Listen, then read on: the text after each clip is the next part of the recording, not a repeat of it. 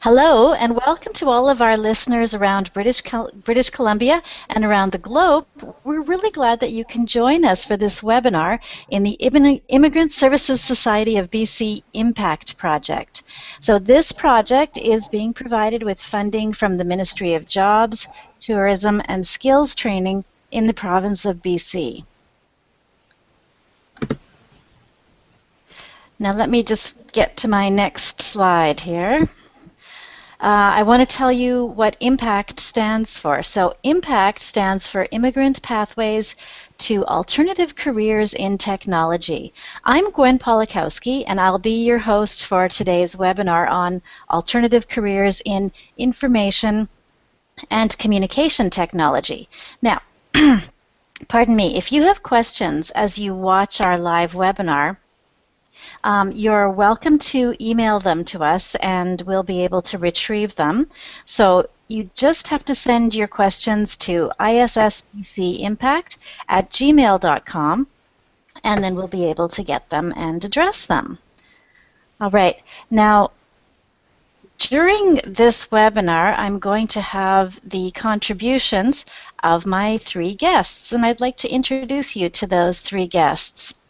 All right, so starting out, our first guest is Mahtab Nazari. Say hello, Mahtab. Okay, Mahtab's mic is just muted right now. Hello, everyone. Good to be here. Thanks, Mahtab. Okay, so Mahtab Nazari, she is a newcomer to Canada, and she works for an ICT company. I'd also like to introduce you to Manny Masong Song. Say hello, Manny. Hey, how are you? Thank Welcome. you. Manny Masong Song is the president and the CEO of Basilica Software, and that's his own organization, which has a head office here in the Metro Vancouver area, and also and a branch office in the Philippines. All right, and our next guest now is Dr. Linda Manning, and she is a research analyst from the Maple 2.0 program. So hello, Linda. Hello, and welcome, everybody. Great to see you, Linda. Linda has done, or Linda performs the annual evaluations for the Maple 2.0 program, which you're going to hear more about as we get further into this webinar. Linda's also done quite a lot of research about capacity building with skilled immigrants who've come to Canada. So, welcome everyone, and glad that you can join me. All right, we're going to get started with Mahtab. Okay, so Mahtab, you moved to Canada in 2008, right? And you were a graduate student before coming? Yeah, that's right. So I did my bachelor and master back home in Iran in biomedical engineering, and then I decided I want to pursue my career in research, and I did my PhD. I started my PhD in 2008 back east of Canada. After almost 2 years, I realized this is not the career I was hoping for and I was planning for. And I did some researching, and I realized business might be a good opportunity for me. So I did a graduate diploma in management back east, and in 2013 I came to Vancouver for the first time, and then I moved here after I visited here. Yeah. Okay, and now you've been able to blend technology and business in your career. So tell us about the types of skills that you're using in your job. Sure. So in my current role, I use a lot of business-to-business skills. I use business to customer and client skill. Also, leadership, coaching are part of the skills that I really need for the everyday ongoing work. Yeah. Okay, sounds good. Now, I know that you've been in Canada for quite a long time. You mentioned coming first in 2008, which is several years back, and I know that you've worked in university settings, in retail settings, now in information and communications technology. How is this field different from other sectors? Well, actually, it is quite different, in my opinion. One of the main, I think, differences is the fact that this industry is very quick. It's in fast speed. It changes very quickly. I need to be updated with the technology and the services and the products. Very like regularly. I have to do training, um, so that the fastest pace is it can be challenging and can be exciting, but that's the main difference between what I was doing before I changed my career. Okay. Now, how did you get the lead to the job that you have now? Okay, sure, I can share that. That's quite a story, and I'm very happy to share it. So when I came to Vancouver in 2013, I was so I'm all my network were back in east of Canada, and I didn't know anyone in Vancouver in BC. So I attended the conferences or meetups in um, in in Vancouver, and one of the conferences was in technology, telecommunication technology, and I met a group of people that working in my organization, and I sat down with them and I asked them for some information about the organization and what are the services, what is the product, and they were very kindly and they were excited to share it with me. And I get connected with them, and that was the ongoing chat. And they passed on my resume, and I got hired. Fantastic. Another great example of kind of networking and information interviewing in action. Now, I know since also coming to Vancouver that you've been pursuing your engineering accreditation from the Association of Professional Engineers and Geoscientists, or APEG, BC. Now, I realize that you are in the path of a blend of engineering and technical work rather, and business. Where are you in the APEG process? Mhm. It's quite, I mean, it is a long process, not necessarily because of their side, but it can be on my side too. So they ask for transcripts and documents, and I submitted all my transcripts, and also I passed the exam, for professional exam for ethics and law. Right now, I'm in the process of submitting translation of all my coursework from back home for my engineering degrees, and they need it for my bachelor and master, both of them. And I found out that based on the definition of the British Columbia, my degree is not really biomedical anymore. It is electrical engineering. So to kind of showing and demonstrating that I passed those courses, I am in that phase. Okay. How do you see the accreditation helping your career in the future? So I know that based on Canadian, Canadian society, and for health and safety, everyone that is working in their profession, they have to show or demonstrate that they have those skills. And by getting that certification, I would be able to show to the potential employers that I am on that level of skills. I have those skills, um, and it's easier. It's transferable. It's easier to show it with the certification rather than, I believe, with the with the resume. Yeah. Okay. Mahtab, thanks for sharing your story about your path into your alternative career. Now I'd like to ask our guests for some insights and suggestions about alternative careers and yours as you continue to build it. Manny Masongsong, as I mentioned, is the owner and founder of Basilica Software, and he's worked his entire career in the field of ICT, and he knows the types of ICT alternative occupations that are really accessible to newcomers who might have transferable technical skills, but maybe not exactly a perfectly matching IT background. Manny, where do you see skills shortages in the British Columbia ICT labor market? I'm going to be biased by saying at this moment you hear companies' websites are being hacked. There are a lot of computer crimes, cyber crimes going on.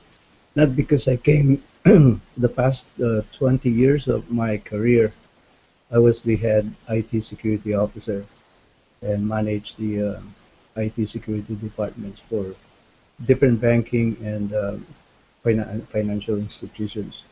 And during my time, we anticipated the kinds of problems that we've been seeing. I was a member, for example, of policing, policing of the of the cyberspace, and it's called Policybe. And during that time, we talked about the protecting the infrastructure. So right now, if you go look at newspapers, because of what's been happening, there's quite a huge demand for security, IT security. And a lot of people are switching over to that side, not only because it's technically very interesting and challenging, but because there is a need. So that's one area. But at the same time, after having said that, here in British Columbia, when I talk about ICT career, this is one thing about IT. You know, when people talk about being in IT, you have many different careers. There are programmers, there are network people, network administrator, network analyst. There are project managers. Uh, there there are all sorts of things, technical support, and so on. So it's a wide variety of positions. And if you look at just locally first, I'm going to talk about British Columbia. The big corporations, even the crown corporations such as ICBC and the Workers' Compensation Board and those guys, they always they're all dependent. Most companies are reliant on technology and they have to be ongoing. They have to be running all the time. So they need people to support these systems, especially in areas where, for example, ICBC, police use their system uh, when they encounter, say, traffic violations, by drivers and so on. They check their license plates. You cannot go and say, well, no, you can't check it because the system is down. No, those are the kind of things. Air traffic control is very important.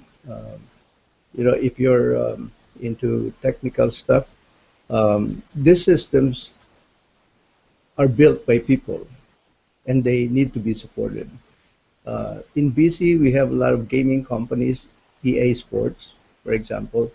So a lot of the big guys, TELUS, uh, used to be BC Tel, Game TELUS, and a lot of big companies here, Shaw, and are are companies that utilize technology to the fullest extent, and therefore you need people with understanding of networking, um, understanding of web, being able to develop systems that develop web applications, for example. That's what we've done here in my company. Cloud-based solutions. are the in thing. So you have applications that you don't have to install on your computer, that you can just access online and use them, like payroll system. Our system, for example, is a total management solution that manages entire organization and provides them with all the facilities to function. You know, from asset management, help desk, business continuity planning, license management, supplier management, everything that you need to run your company. We put them together and put them out on the cloud, so you can actually subscribe and you don't have to acquire your own big mainframe systems and so on. So the demand is still in the application side, being able to develop them. But then I talked about supporting the system. You need to have people to support the people that support the system, the people that Yeah. develop them. Manny, I wanted to just mention you've talked about a lot of the kind of harder ICT skills, but I know that you're also going to talk about some of the softer That's right. ones too, like related to kind of leadership. So yeah, please Yeah, share some yeah. of those as well. I see that you're going on that path, so please continue. Yes, I participated in projects worldwide. I've traveled and spent a lot of time, you know, in Asia and in South America, Central America, North America, um, implementing solutions and training people about new technology. And one of the things that I have to say is these projects will not survive without supporting staff. So you will need, for example, in projects, you will need project managers. And many times project managers are professional project managers. They, um, they don't do anything except use their minds for strategic planning, preparing project plans, uh, being involved in the actual execution to the end of the project. And they get a lot of credit. And also they take a lot of the risk. However, for them to be successful, you need people to support them. Like a project coordinator is an example. A project coordinator, you don't have to be extremely technical as long as you're proficient in use of Microsoft Office and also Microsoft Project. You can assist and become the middleman among the project people. So you go after those project members who are getting behind in their tasks. A lot of the responsibilities fall into the hands of the individual members of the project. But then for this is like a conductor in an orchestra. Someone has to conduct, and that's the, the project manager. But then for him to be able to do his job and make sure and ensure that the project plan is always up to date, then you have project coordinators. At the same time, many IT departments have to um, have to run under budget. So someone within the IT department has to perform all the administrative tasks related to, say, the human resources side of things and the budgeting side of things. The IT manager cannot do that all by himself. He needs support from a secretarial type person. However, after having said that, I came from a background where I grew from, from the smallest position in IT to where I am now, being the chairman of a software corporation. I noticed that the there's a trend. We came from a situation where you have the IT managers rely on secretaries, administrative support, and towards the end, they used to dictate email memos, and the secretaries used to send them out. Nowadays, a lot of these guys do the emails themselves directly. So that takes one part of job away from the administrative type people, but then they inherit a lot more complex role. And so the thing is that you gotta be very flexible. You gotta be able to tolerate the screams from your boss. You know, in an IT department, it's always high pressure. There's a lot of stress, and especially when what I went through. And when you are facing deadlines that you gotta be able to produce and get systems up in place, and when they break down, you gotta get them um, working again.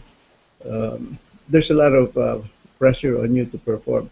And the middle people here are like the administrative support, the change control people. That's something I want to emphasize. When you develop a system, a group of programs, and put it in production to be used by the business. So let's say you're in a bank, you have to code all these programs to support the ATM network, the teller, the system, the accounting system. They're all interjoined. If something breaks, someone has to fix it. And so the supporting role of people, I mentioned change control is very important. Something that you don't have to be technical, but you're the person carrying the stick, saying, well, you didn't do your job right. When we put this thing in production, those tellers are screaming that your program's not working. So the change control people is responsible making sure that you do your job, that you have tested all the systems before you put it in business for business to use. Um, the people that are in the middle, they're not technical. I've worked in the former Vancouver Stock Exchange. We had a full-time support person called the change control manager. So all the changes, all the activities throughout the IT departments are being managed and monitored by this guy. So if you said that you're gonna get this thing done by the end of next week, this guy's gonna come and say, "Have you tested this before we put it in place?" You know, so that's another position as an example, and it's becoming more and more important, mainly because system or businesses and even the governments, like air traffic control system, you cannot place an air traffic control system in a situation where, oh, sorry, I made a mistake. No, planes are gonna hit each other. They're gonna crash. So those are things that are very important. Change control, something that um, I believe you mention it to companies and say, I want to be able to be part of this group. And you may not be a programmer, may not be a network guy, but you sit in the middle making sure the rest do their jobs. It's just like the project coordinators. Manny, I know that you're kind of in an alternative career because you didn't, initially start out your job in ICT. Can you tell us just a little bit about where you started and how you learned your way into ICT? Yeah,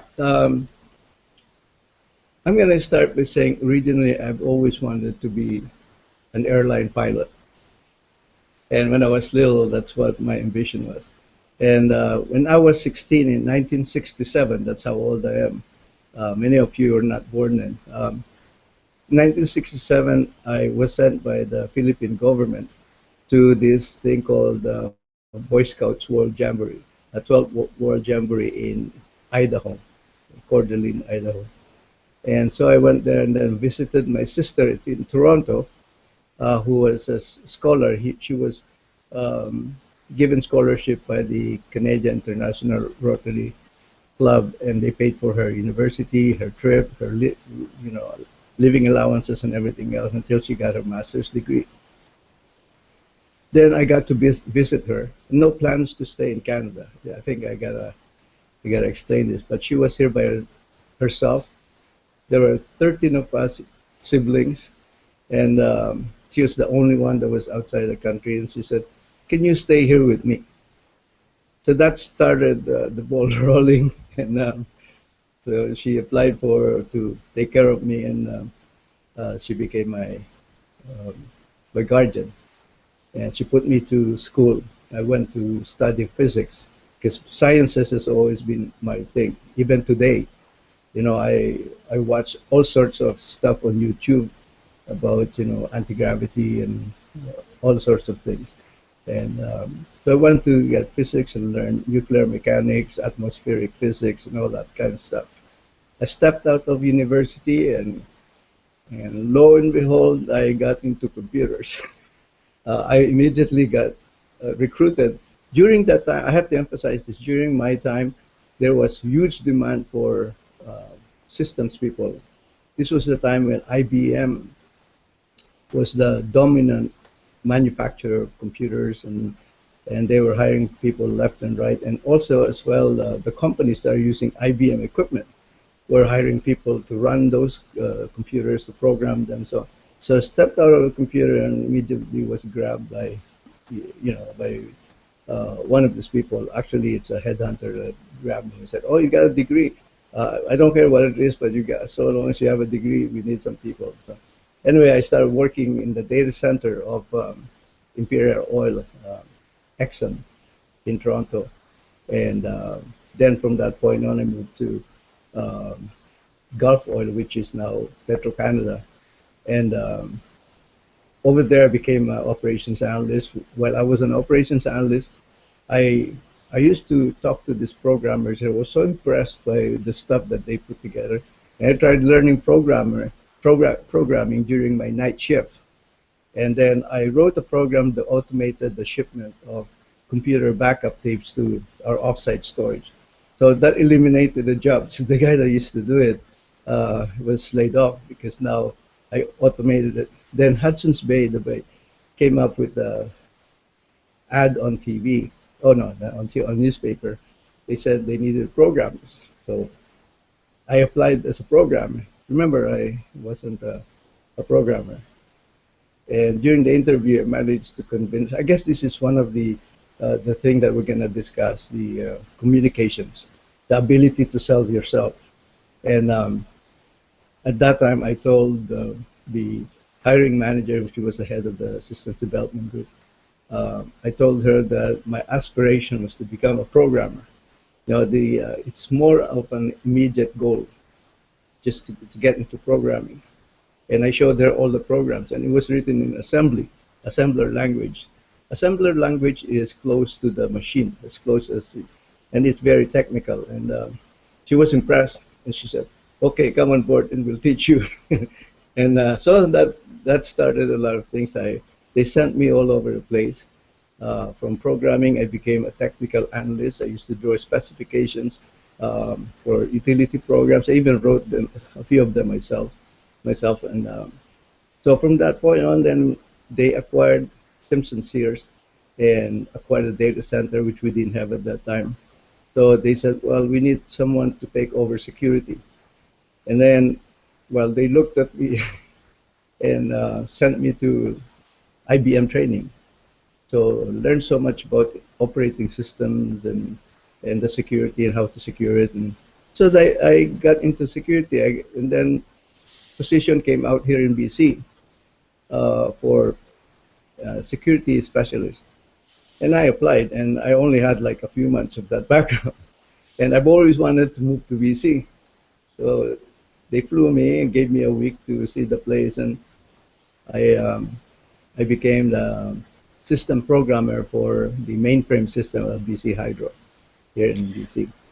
Manny, I So just want to interrupt you here for a second because I think you've hit on a really important theme, and that is, that the willingness and the drive to keep learning that you showed in your career definitely is the same today. That employers still really value seeing their new hires or their employees showing that enthusiasm about learning and kind of meeting the demands of technology. And your career really shows that perfectly, how important it is with all of the learning you did with different languages, then moving into the security of ICT systems. I'm just going to bring Linda in. Linda, learning is a big part of your program, right? The Maple 2.0 program, and it definitely is a chance where people can learn a lot of different skills. So, can I ask you to join the conversation too and tell us a little bit of the kinds of things that newcomers learn when they join the Maple 2.0 program? Let's just make sure your mic is working here. Oh, hang on. Let me see if I can turn your mic up. Yeah. Oh, there you are. Okay. Okay, good. Thanks. I had to switch machines because I got kicked out of my laptop, so I'm on my iPad now. Okay. So multiple devices is always a good thing. So yes, learning, lifelong learning. It's a big part of who I am because I used to be an economics professor, and I've been learning throughout my life, and I've moved into an alternative career, which is what I do now. And I think the lifelong learning is particularly important for those who are interested in pursuing an alternative career. Because not only do you have to have that mindset of lifelong learning, you also have to have an understanding of how to understand your transferable skills. And that's a complete shift away from citing your credentials and your education and things like that. It's a different frame. And then with that, you can present those skills to people who are interested in them and may not even understand why those skills are transferable to that industry. So Maple 2.0 is a mentorship placement work program. So it's very, very interesting, and I love working with this project because it's so innovative. The primary objective of this program was to be mutually beneficial to both the mentor and the mentee. So a big part of the mentorship, the Maple program, is employer development. And to do that, they offer two things. One is employer training for cultural competency, and the other one is this mentorship work placement. And in my research, employers need to know as much about transferable skills as we do, as individuals do, because again, they're stuck in that frame of, okay, I'll look at your education, I'll look at your experience, and see if you fit using those criteria. Those criteria don't always work, especially in today's world. Manny has made that point very effectively, as has Mahtab, that just because you went to school to do something doesn't mean that your skills aren't going to be super valuable somewhere else. And employers tend to be more the recipient of the benefits from these kinds of things than even individuals are. And so a newcomer, I'd say a newcomer in the Maple program, not only does the employer gain a great deal from the mentorship aspect of it, but the mentee, the individual, the newcomer, needs three things to really be effective and do a really good job search and be successful. One, in Canada, they need Canadian workplace experience. Two, they need to understand the workplace culture in Canada because the expectations for an employee or a manager are quite different in other countries sometimes. So you need to understand what those differences are and resolve those differences quickly. And also, one of the most important things, which has sort of come up in recent years, an understanding that these immigrants, these newcomers, need a network. I know myself, I immigrated to Canada from the U.S., simply from the U.S., where I thought, I didn't even dream that I would lose my network. I lost my network completely, had to start over. And if you're a newcomer and you're starting to build you want to, transfer your skills too, you've got to build a new network in your industry, and now you even have to do it in a new industry. So there's a lot more learning going on. So in these mentorship placements, that's what goes on. The mentor there's an agreement between the mentor and the mentee that that's what's going to happen, that the mentee will learn how to develop their network, their professional network. They will get workplace experience, and they're going to get understanding of the workplace culture.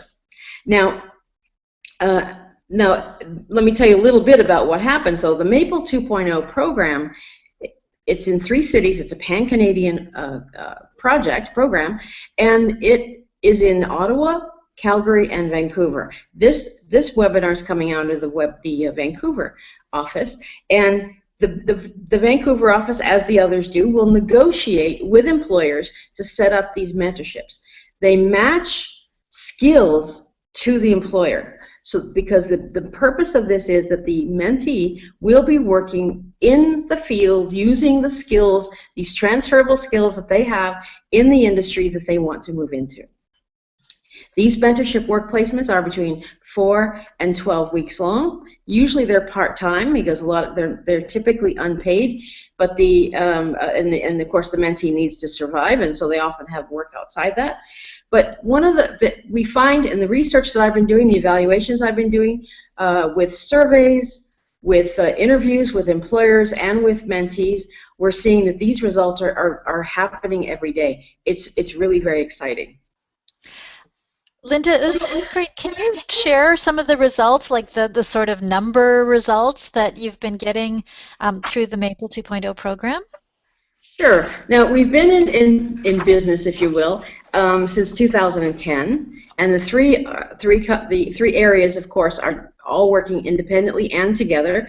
When we started in 2010, we spent about 2 years studying, getting to know employers, understanding what their needs are. Because, again, this was supposed to be beneficial to employers. It wasn't just about doing the right thing to help immigrants. So we spent that time trying to get to know employers, understanding what their needs are so we could serve them effectively. And then by 2012, we began placing newcomers to get this Canadian workplace experience. And now, in this short period of time, we're finding that those employers and employers who are recommended by these mentorship employers are coming to us not just for mentees, but for hires. That's really great. And so we've had about 400 newcomers gain this Canadian workplace experience through the mentorship placements, and about 92% of our mentees get hired in their profession, in their chosen profession. Now, that doesn't mean that the mentorship employers hire them. A small percentage of them do because they want to let them go. But what happens is the mentee can leverage both the references from their employment with the mentorship employer and leverage all of these valuable skills that they now have to get employment. So it's a very, very successful program. Sounds great, Linda. Can you share one example of an employer and the experience that he or she had with mentees? Yes, there's a favorite that I have. He's a lovely mentor, very dedicated, and what he's done is he started off the mentorship program thinking, well, what kinds of work could I give this mentee to do? That's often a problem that some people have, is they'll say, well, we don't want to give them just something to sit and do nothing. We don't want them to file, because the work that they have must be actual work that they would do in the workplace.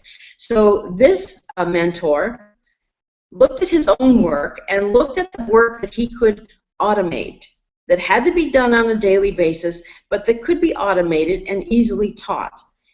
He saw it as a benefit to him, because the more of that work that can be done by somebody else, the more he can do the work that he's better trained for. He happens to be a controller, so he's got high-level work that he needs to do, and this other work was taking up his time and preventing him from doing that.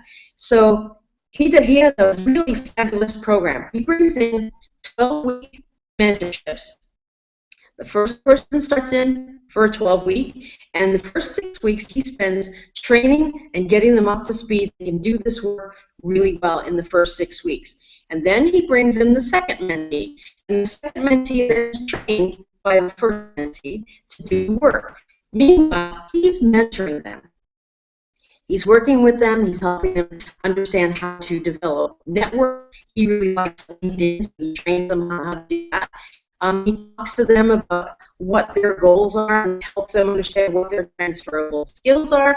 He talks to them about what the expectations are. He meets with them once a week and does this. So his time constraints are very low. He gets real productivity out of these individuals. Plus, now he's able to contribute more to his organization. So it's a win for the mentee, it's a win for him, and it's a win for the employer. Great story, Linda. I want to bring Manny back in now, too, and I want to ask both of you to talk about the requirements of English in ICT. Manny, let's start with you. Can you comment on that? Um, I'm gonna speak about my case. We have a software company that we develop a very strong product, and one of our objectives in the very near future is to market this worldwide. So for me, my priority is to be able to hire someone who could communicate well, be able to explain the virtues, the features and benefits of using our systems. You have to keep in mind that there are in the software industry it's a big competition out there. There's a lot of challenges, but you have to take the risk because the rewards are great. You've heard of Bill Gates and Steve Jobs and so on. I'm not going to be like that. It's too late for me. I'm too old. But it is important that you have to be able to communicate the strength of what you have produced. And in that sense, I can't, I'm sorry to say, I can't get someone who could barely speak English to be my marketing person. However, I can get someone who could barely speak English to do the technical work to develop the features that I need for my system. Even if he just goes in his room by himself, so long as he has the right necessary technical skills. Because I find that a lot of people in Asia, I've traveled all over, and I found that when you speak about technical um, development, everybody's equal. Everyone has the same capability. We speak the same technical jargon, the same language. All the acronyms are familiar with them, even though their first language is not English. So as I went from Spanish-speaking countries like Argentina or Guatemala, Mexico, to Chinese-speaking countries like Taiwan, and I was in Japan and so on, we still spoke the same language, not language to talk to each other, but the language of the systems that we play with, we develop, and that's important. So knowing that there is someone out there who has the technical skills of the Microsoft development environment, um, if his role is going to be to develop and test my system, and this person doesn't have to go out and present my system to high-level management people and so on. That would be a risk to me if it would be a liability if I do that. So you understand that there are different demands for these different skills, but in terms of communication, English is still important. I want to be able to give instructions, and the person I'm giving instruction to should be able to understand the specifications that I've given them. I don't want to take a lot of time back and forth trying to explain things. Um, However, at the same time, as I've mentioned, a lot of these guys are sharp. I've seen people from the Philippines, from India, because I was in India in Chennai, and great people. The culture might be different, the language might be different, the food might be different, but once we start talking about the systems, we are all equal. Great. Thank you, Manny. Linda, has that been the same experience for you and what you've seen through Maple 2.0? Yes, that is I've seen through my research too. I've actually done research on this issue. Language is always one of the first things that's mentioned as a barrier for a Canada workplace. And Sorry, Linda. yeah, Linda, just a second. I think we're losing your audio somehow. okay, okay. Yeah. But try again. Maybe it's coming back now. Can you hear me okay? It's still kind of echoing a little bit. Hang on, maybe I can do this. I'll talk on my phone. I changed the products. I didn't change the. I think maybe what I can do is just quickly summarize. I think what you mentioned earlier was that, as Manny mentioned, that the kind of technical language has been super important for newcomers who are going into ICT. So whether it's the technical language of project coordination or the technical language of the actual IT or ICT task, that really seems to be important. Sometimes in some technical positions, more important than English ability. Can you hear me now? A little bit better. And Okay. I'm going to come back to you in just a second. I'm going to bring Mahtab in. And I want to ask all of you to comment on something that we've all kind of touched on, and that is networking. And you've all talked about networking a little bit, whether it was Mahtab's personal experience or Manny's experience as someone who hires people, or Linda, as your experience seeing people learn how to network and then using and leveraging that experience. Networking seems to be the most usual way that everybody is finding work in Canada. Mahtab, let's start with you. Can you share some advice about how newcomers can most effectively network in British Columbia? Of course, sure. I go back to what Linda mentioned earlier, that when she moved from US, she realized that she lost all her network. I had the same feeling when I moved from Iran to east of Canada. I have to start from scratch, finding people and learning from them, and that took a lot of time. And then I moved to Vancouver, so I lost all my network back east of Canada, and I had to start again. And that process is it's a reality. So whenever someone moves, they have to start the network again. And I think there are some ways to facilitate this, and one of them is I found it for me to go to the meetings that I shared value with them, or I shared the same goal with them. And I found a lot of them actually online. I even look at meetups. I look at Eventbrite. They were even on LinkedIn. I found some meetings, and I was able to attend and meet people. And through those people, I met other people. And for me personally, it wasn't just to just get the role or job. It was more like learning and experiencing and understanding what is the language of networking in Canada, and finding the paths for my career. So that was something that I could use from. And the other thing that I recently started is going to the APIC BC, or Association for Engineers in BC. They have meetings and branch meetings every month, and I attended to the Vancouver branch, and I'm thinking about attending North Vancouver as well, which is, they're all educated and they're all in different industries, and they come and share their experiences, which is amazing because I can learn from how they went through these kind of phases in their career. So I highly recommend, and also information interviews and sitting down with people and asking about what is their role, how they got to that role, and kind of learning from that. Yeah. Thank you, Mahtab.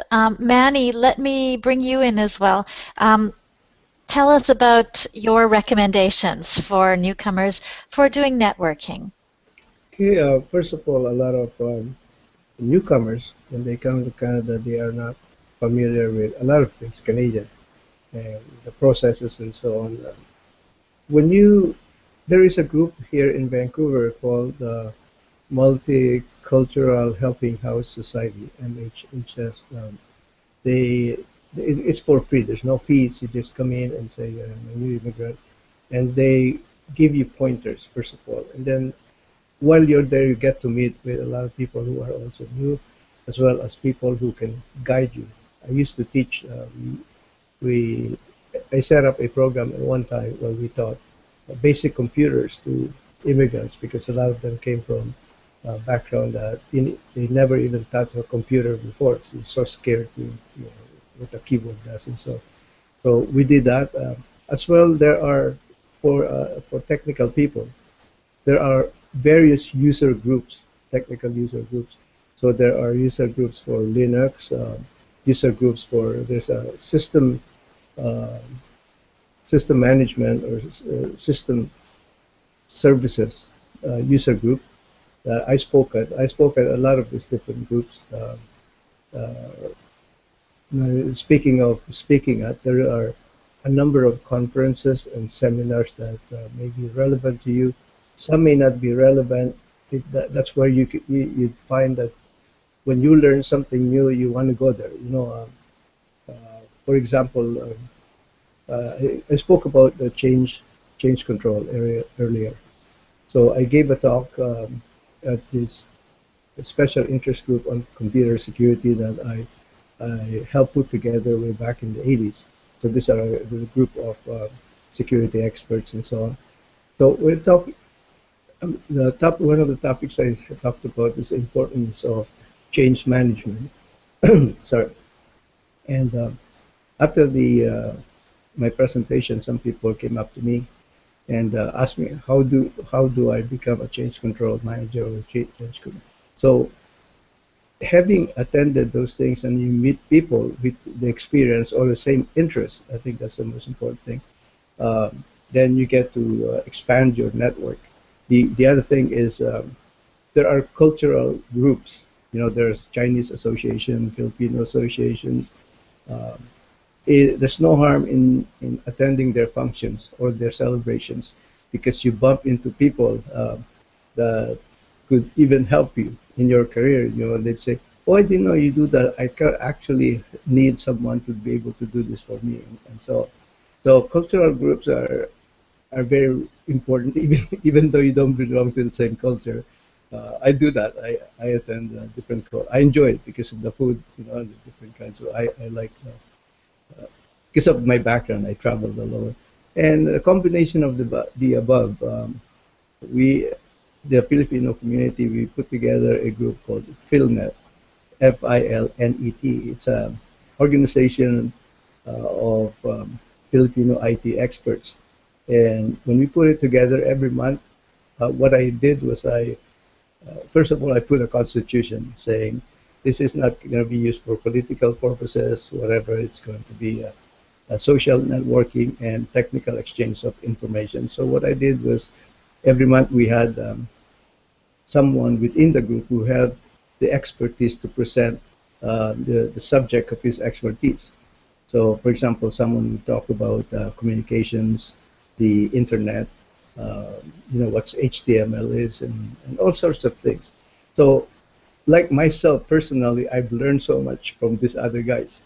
You think you know a lot, but then, when these guys speak, they open up the world for you. And so you realize how a little guy you are, how insignificant you are, uh, having heard what they had to say. So it's very important. And then when they do that, and they would say, well, actually right now we need some people in this area. And so what we've done in this group is we had referrals within the group. So because remember, these are people who are already doing the same kind of work, or they had the background, they're seeking to continue their career. So in this exchange of information and availability of positions and so on, really help each other. And as a matter of fact, that's one of the, I think, proud achievements that I have. I'm very proud that I put that together, and it also established lifelong friendships, relationship with the members. It's very important. Again, the conferences and seminars, like Matab, one of the things that I would suggest is getting the certifications, especially in technical field. For example, job postings would say, well, we need a system administration. So even if you have the background, if you don't have Microsoft system administration certification, for example, they just throw away your resume. They won't even look at you. So there are certain organizations that are very specific with what they need. So for example, if you're a Unix programmer and you want to come to us and say, oh, I want to be part of your team and so on. Well, if it's development in that environment, we're all Microsoft, and it doesn't mean Microsoft's the best, but it's just that that's the environment that we selected for our system. So, so we've been looking for Microsoft people with certifications. Anyway, as I mentioned, conferences, seminars, user groups, and cultural associations are one of those things. And I mentioned the MHHS. It's a local Vancouver group that provides services to new immigrants. Sorry, Manny, that's MHHS? Yeah, it stands Okay. for Multicultural Helping House Society. Okay. And then you also mentioned PhilNet, right? Yes. And so that's www.philnet.org. Okay. Yeah. Right now the After, website is down, so. but it's going to be up pretty Oh yeah, soon, it's going to be right? out again. Yeah. Okay. And I'm we're going to moving. We're put moving that this up down. on, I'll annotate it to this video for the recorded version for people so that they have it. Okay. We seem to have lost Linda. I think, I don't know what, she's in Ottawa and maybe something different Oh is yes. happening in Ottawa. We've lost Linda, but we are getting close to the end of our time, so we need to wrap up. So you each have about a minute to make some final comments.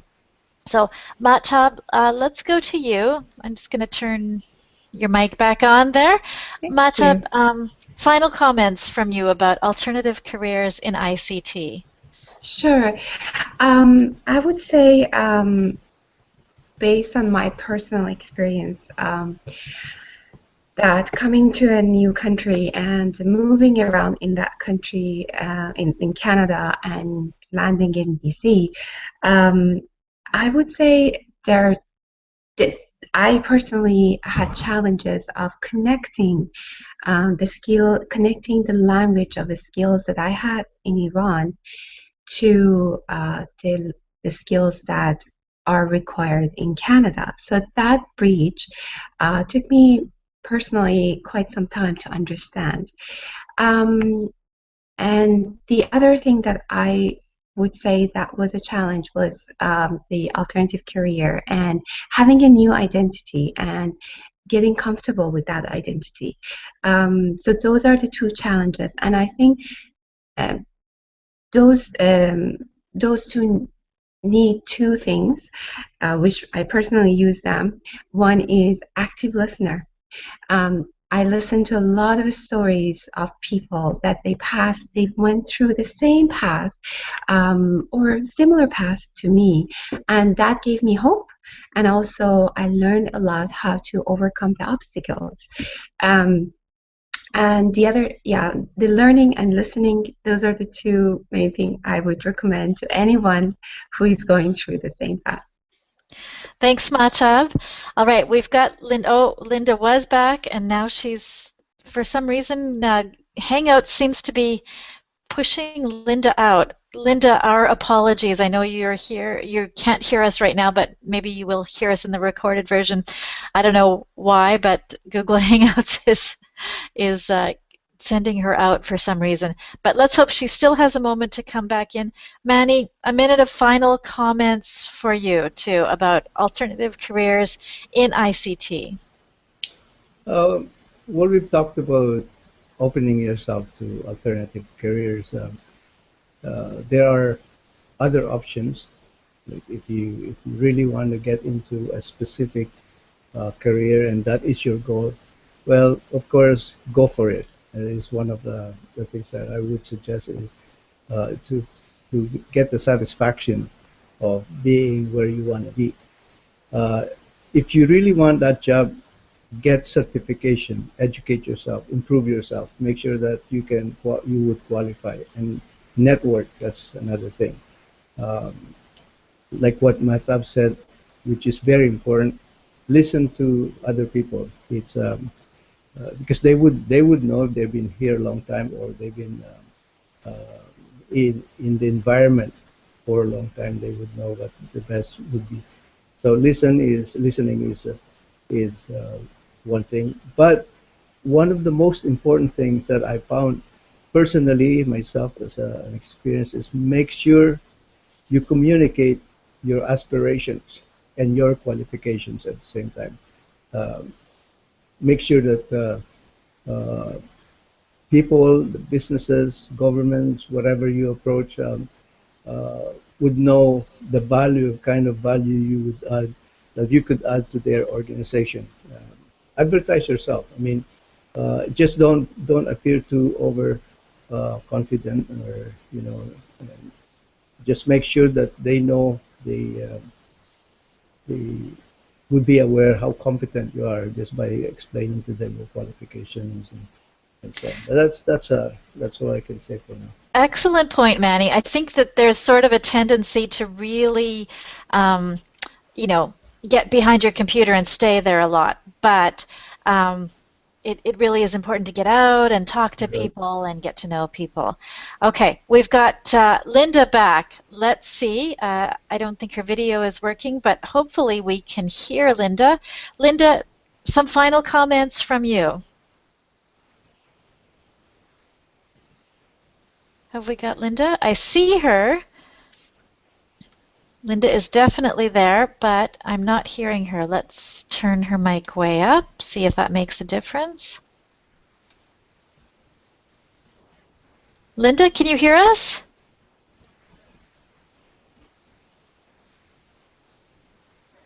Okay. Well, we will hopefully be able to maybe add in Linda's comments at another time in another place, but it was excellent to hear about the Maple 2.0 program and the learning opportunities that it provides both for employers and for newcomers who are getting into their previous and additional careers or alternative careers. All right, we have reached the end of our time for today. I'd like to thank everyone for watching, and I'd really like to thank our three guests, Mahtab, Manny, and Linda. It was really great to hear from you and great to hear about your insights and opinions about alternative careers in the field of ICT.